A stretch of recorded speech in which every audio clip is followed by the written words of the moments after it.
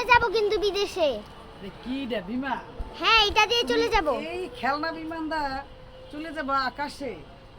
হ্যাঁ, দেখো তুমি চলে যাব এটার উপরে আকাশে। যদি আমি বসি তাহলে দেখো ও একদম উপরে উঠে যায়। হ্যাঁ। কারণ এই দেখো এটা দিব, এটা খেলনা বেলুন, এটা খেলনা হেলিকপ্টার। হেলিকপ্টার না, এটা প্লেন। চলে যাব বিদেশে এটা দিয়ে। হ্যাঁ। দেখো, এর একটা ঘাই দিলে তো ফুটো হয়ে যাবে। দেখেন আমার বন্ধুরা, আমার মেয়ে একটা বেলুন কিনে আনছে। এখন এটা দিয়ে সে নাকি চলে যাবে বিদেশে।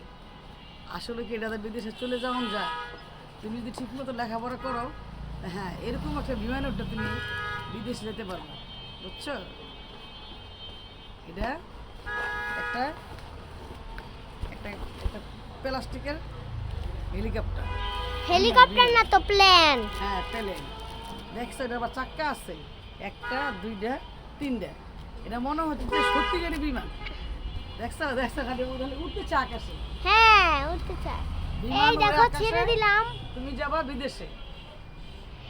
দেখছো দেখছো এই রে। বিমান উড়ে আকাশে, যদি তুমি যাবা আকাশে- বিদেশে।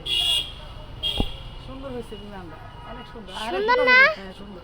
এটা আমার খুব আব্বু সুন্দর। আমাকে কিনে দিয়েছে। ও কইতে কিনছি এটা হাতে তুলতে কে? হ্যাঁ, হাতে ঝিলে ঘুরে আসছি, এটা দেখছি, এটাও কিনে ও, দিয়েছে। তুমি কি হাতে দিলে আর যাও না কোনো সময়?